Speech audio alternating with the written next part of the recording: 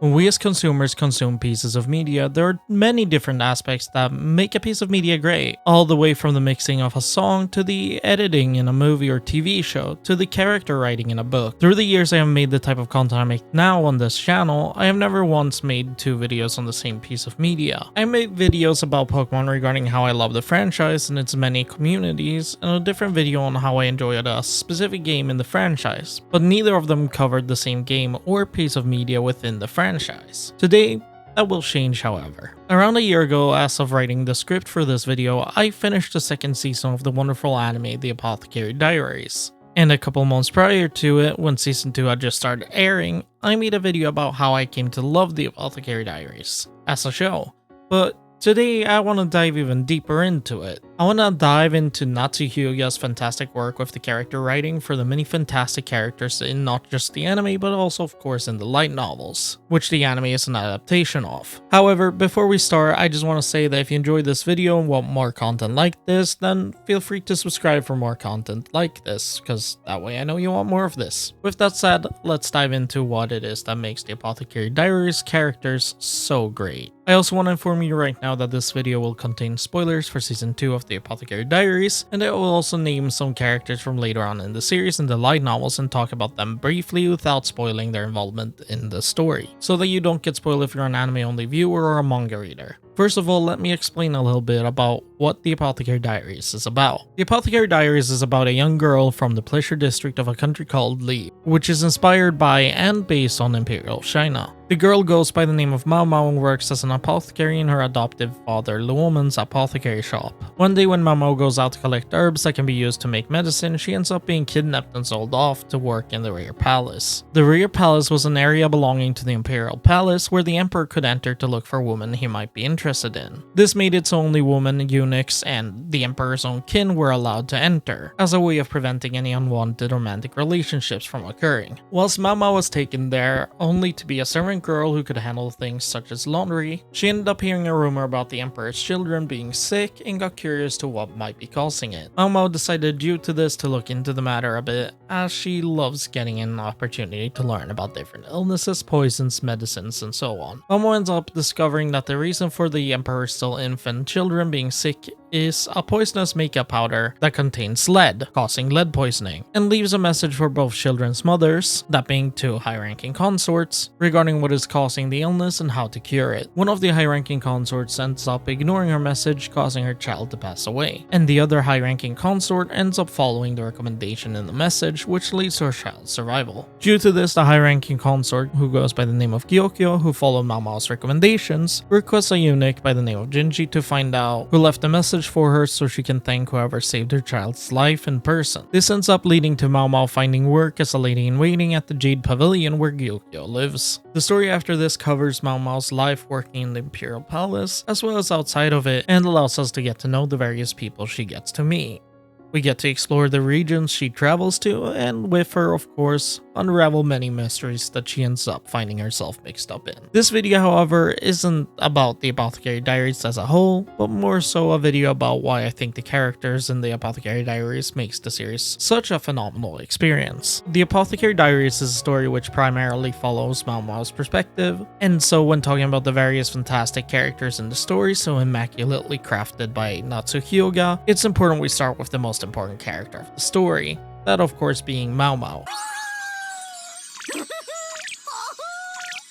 でもこの役職はある意味幸運だったな。 When we are introduced to the short and scrawny, freckled 17-year-old girl at the start of the story, it becomes rather quickly one finds her character appealing for a variety of reasons. Whilst Mao Mao is a clever girl for her age, who clearly knows more than the average person about things like poisons, medicines, and various different herbs and chemicals, she certainly has her flaws, which allows us to not only see her as the very competent and clever girl girl she is, but also as the goofball who gets so excited about getting her hands on rare medicine that she'd do just about anything for it. She clearly has her flaws and is willing to admit so herself. She finds herself to have no interest in political matters, and she wants to have as little involvement as possible in it all, since she finds it to only be a hassle. Momo also struggles very much when it comes to the emotional side of things, as she generally, while she feels emotions, doesn't really tend to show them. And she can, due to this, sometimes be a little bit harsh and rude when talking to certain people, and when you get to know her bad side, you can expect to know it.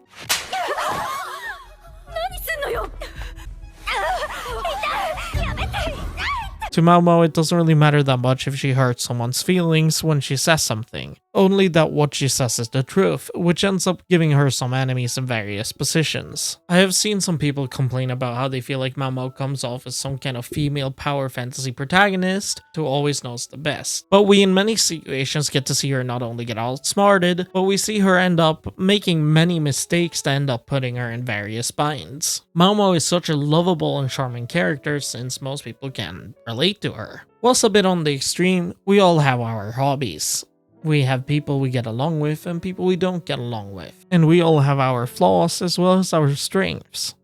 This is something we actively get to see with most of the characters in the Apothacary Diaries, and that is what makes them so incredibly appealing. Whilst Momo isn't the most motivated character when it comes to involving herself in a lot of the events she ends up finding herself in the middle of, as she most of the time finds it annoying and frustrating, either getting some nice rare medicine or following an order for the sake of not losing her head is more than enough to have her do whatever job is requested of her. While Momo is a fantastic protagonist, she is far from the only amazing character in the series, and one of the first ones you'd think of is no one else but the nymph-like eunuch Genji. なんだこの偉そうな女官は。私は高級管理者の人士だ。美薬を作ってくれないか？作る。つまり。 Genji is a very different character when compared to Mao Mao, and this is made clear not just by the way they talk and act, but even by things such as the colors of the clothes and hair. Natsuhyuga has done a fantastic job color coding most of the characters in the show, whilst Mao Mao has a lot of green to show her interest in medicine and nature, as the color normally represents things like vitality and, well, nature and health. But it also covers parts of her personality well, as it also represents things like calmness, and most of the time Mao Mao is a pretty calm person. Well, aside from if you decide to give her a rare medicine. Genji, on the other hand, is color-coded with a lot of purple, which presents things such as power, royalty, and luxury, which is very fitting with his character, as whilst we at first are introduced to him as a noble, who also is a eunuch, we during season 2 of the show, although it's pretty obvious already in season 1, we find out that Genji is the so-called Moon Prince, and the current emperor's younger brother. Genji comes off in a lot of ways as almost the opposite of Mao Mao due to this, as thanks to his luxurious upbringing, he finds himself not to be aware of a lot of things regarding how things work outside of the imperial palace, as well as how the life of a commoner normally tends to be. Genji very much sees himself as the average Joe when it comes to smarts and cleverness, and due to this he ends up using his looks to get what he wants even though he doesn't like to do so, as he sees it as the only real advantage he has over others, even though it gets pretty clear pretty quickly that he undervalues his own talents, as we see that he is a fairly clever person through multiple parts of the story. Genji is also someone who, although he has a lot of enemies due to being royalty, has a lot of allies and is very good at seeing potential in others, and is great at building connections and relationships, although this isn't as clear in the anime as it is in the light novels. Despite Genji and Mao Mao being very different characters, they are both characters that end up building a very deep connection to one another. At first when they meet, Mao Mao finds herself to be disgusted by the fact that this random nobleman of a eunuch is trying to get whatever he wants through the use of his looks instead of through the use of more respectable means. She finds herself annoyed that he keeps using his status and looks to get the things he needs, to the point where she ends up looking at him as if he was a caterpillar. 玉葉妃にしっかり使えるように。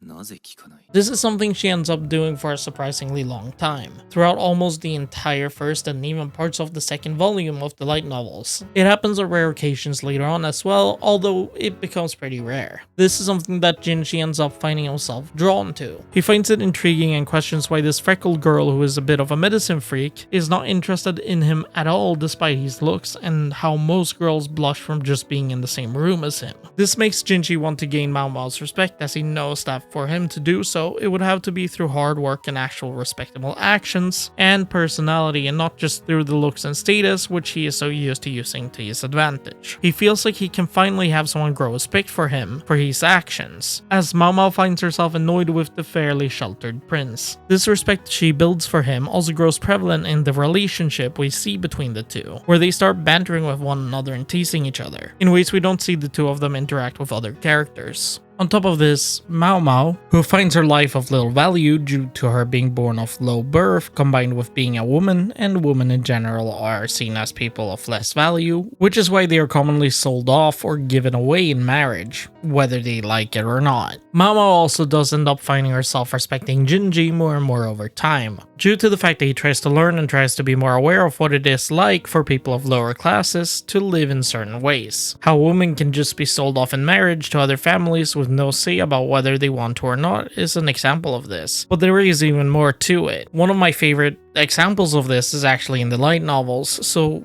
very slight spoiler, but something we find out is that Jinji has no understanding of money. What might seem like pocket change to him is actually an entire year of salary for an average, low-ranking person. But it is something that Jinji struggles to understand at first, but he actually does try to understand it better and tries to get more used to what your average person might consider pocket change over time. Jinji doesn't understand at first why a lot of people of lower classes act the way they do, why some sell their bodies, why some sell off family members to work in the Imperial Palace, and why some might stoop to the level of even eating things like bugs just to survive. He is very much a shut-in who doesn't understand how the world works, but instead of doing like most shows where a character is normally the butt of the joke, Keudae instead made him a source for us viewers and readers to learn. And it gets pretty clear that it is important to Jinji to actually use what he learns, instead of just letting it fly through one ear and out the other. Jinji and Mao Mao, however, are not the only characters that are this well written, and what I went into is only scratching the surface of their characters. As to not make this video too long, yes, I have more characters I want to talk about in this video. It is easy to look at those two characters and say, but those are two of the most important characters in the show, and they are the two characters from whose the perspective of the story is told, aside from a couple chapters in the light novels, at least for as far as I have gone, which is volume 9. I agree, but they are far from the only ones who are well written. Throughout season 1 and 2, some of my favorite characters that have a lot of depth to them are introduced. Already in episode 1 of the anime, we were introduced to a servant girl in the rear palace called Xiaolan. 中央にものすごく綺麗な宦官がいるんだって。ここんとこみんなその話で持ちきりなんだよ。高級を出たら自分で仕事を探さなきゃならないし、文字を書けると便利なんでしょ。 Xiaolan is an energetic, talkative girl who loves gossip, and Mao Mao ends up finding herself to be close friends with her, as she would let Mao Mao in on various gossip and rumors that might be interesting and that are going around the rear palace. Whilst Mao Mao at first mostly sees Xiaolan as a good source of information, she over time finds herself admiring the girl and ends up wanting to help her out wherever she can. This gets especially noticeable in season 2 of the anime, as Mao Mao wants to help Xiaolan learn to read and write to help her find a potential place to work, as her term working at the rear palace is about to end. Seeing Mao Mao warm up to someone in this way was really nice and ended up showing us a lot more of what she is like as a person, and that she actually genuinely cares about others on such a deep level, even if they are not the courtesans she grew up with and sees as her sisters or her adoptive father. Well, speaking of friends, we can talk about a fan favorite character who is an amazingly written character that is a fan favorite for a reason. ありがとうございます。はい。この子お腹空いてるのかも。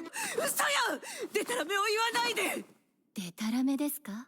Lolan is a high-ranking consort in the rear palace who is roughly 17 years old. For a long time, she comes off as a mysterious woman who tries very much to stay in her own lane, and changes her appearance every day to such a degree that it is hard for the Emperor to actually recognize her. During the time that Lolan is in the rear palace, Mao Mao gets to know this young servant girl by the name of Shisui, who loves studying and collecting various bugs. Shisui ends up becoming close friends with Mao Mao and Xiaolan to the point where they start feeling like a close trio of friends. Shisui even helps Xiaolan get to know some of the middle rank consorts so that she can potentially, through those connections, get a job once her terms of service in the rear palace has passed. One day when Mao Mao is in the medical office helping out, Mao Mao and Shisui ends up getting kidnapped by a group who belong to a clan called the Shi clan, which is a clan that are preparing weapons to try and overthrow the Emperor. During this kidnapping, Mao Mao finds out that the energetic yet clever and eccentric girl Shisui is actually Lolan, who was forced to become a consort in the rear palace for the sake of trying to get close to the Emperor. We during this part find out the relationship between Lolan and her half-sister Suiren, who is a girl that Mao Mao has run into previously. We find out that Lolan's mother and Suiren's stepmother is a very abusive woman, especially towards Suiren to the point where she would throw Suiren into torture chambers. But she would also do things like throwing boiling water at Lolan. We also find out that she, as well as others from the older generation of the Shi clan, wants to get revenge on the Emperor for what they see as years of mistreatment caused by the former Emperor. During this event, we get to see how truly cunning Lolan is, as she creates a plan to sabotage the clan and allow the children of the clan to survive, as normally the Emperor would have the entire clan exterminated no matter what, which leads her mother to effectively take her own life as Lolan has rigged her weapon to backfire on her. After this, the Imperial Army shoots Lolan after she inflicts a wound on Jinchi. However, we do find out later on that she survived and seemingly left the country. Lolan is, in my opinion, one of the best written and most interesting characters in the Apothacary Diaries, which says a lot with the quality of characters which Natsuhyuga has written for the series. The last character I really want to talk about before I wrap up the video is Mao Mao's biological father, Lakan.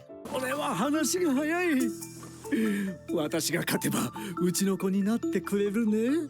ああ、人とはこういう顔をしているのか。 At first, when we are introduced to Lakan, he is presented to us as a genius strategist who is ecstatic about board games like Go and Shogi. We also find out that he is a character who comes off as lazy, trying to do as little work as possible and having others do his work for him. On top of this, he ends up constantly visiting Jinji during working hours, which leads to him annoying Jinji throughout the series. He is someone who doesn't really care about other people's social standings and just kinda does whatever he wants to the displeasure of many. He sees everyone around him as pawns, who he can use to climb the ladder, and he's also good at this, as he found himself many fantastic subordinates to work under him. He comes off as a cold, calm, and cruel man who doesn't care about the feelings of the people around him, as long as it doesn't benefit him, and at first it seems like this even goes for his biological child Mao Mao. However, we find out later on that he isn't as cold as he at first seems. He would visit the Verdigris house, which is the brothel Mao Mao grew up in when she was nothing but a young child, and tried to build a genuine connection and bond with his daughter Mao Mao, but the owner of the building wouldn't let him. And on top of this, as Mao Mao grew older, she would hide from him whenever he visited as to not interact with him, as she doesn't see herself as his child, as she feels like he abandoned her and her mother. This in turn led her mother, who was a high-ranking courtesan at the Verdigris house, to abuse her when she was a child. And she lost her status as a high-ranking courtesan, as a courtesan loses her value of purity when she bears a child, causing her to have to sell her body to just about anyone to survive. She found out that the reason why he always seems cold and distant to others is due to the fact that he cannot distinguish other people's faces. He only sees them as ghost stones and shogi characters. The only people whose faces he can actually see were those of his uncle, the woman, who also happens to be Mao Mao's adoptive father, whom he respects immensely, Feng Xian, who is Mao Mao's mom, and lastly Mao Mao. We find out that Lakan sees this as a kind of disability and weakness of his own, and he even finds it a bit frustrating as it is hard for him to recognize who is who at all times. We also later on see that as soon as Lakan finds out that Feng Xian is still alive, even though he had been told she had passed away years ago, he ends up buying her out of the Verdigris house, where they have taken care of her, and he takes her in as his own wife despite her at this point having contracted syphilis and being at the brink of death. These characters are far from the only characters who are this well written either. In some of the later books, we see a lot more character development going on in some characters. In some of the later books, we see a lot more character development going into characters such as the high-ranking consort Li Shu, to the point where she becomes, in my opinion, one of the best written side characters of the series, as well as the soldier that is also Jinji's right-hand man by the name of Basen, that ends up becoming a very well written and interesting character. Where I am now, some of my favorite characters are two colleagues of Mao Mao's by the name of Ennen and Yao, who end up building a trio similar to the one Mao Mao had with Xiaolan and Lolan in the second season of the anime. But I won't go more into it for the sake of avoiding spoilers of upcoming seasons of the anime. Overall, the characters in the Apothacary Diaries is what makes it such a good show in combination with its great world building, fantastic soundtrack, and wonderful animation. There are many more characters I could go into here, such as high-ranking concubines Gyokyo and Lihua, the dog-like soldier Lihaku, and Jinji's right-hand man in the anime, as well as the first couple of books, Gao Shun. But for the sake of not making this video too long, I'll end it here. What do you think of the fantastic characters in the Apothacary Diaries? Who is your favorite? Personally, my favorite character in the anime so far is Slolan, and I won't go into who my favorite character is in the light novels because I don't want to spoil anything. What other characters are some of your favorite in the anime as a whole? Let me know in the comment section down below. If you enjoyed the video, I would appreciate it if you would subscribe for more content like this. With all of that being said, I wish you all a fantastic rest of your day. Bye.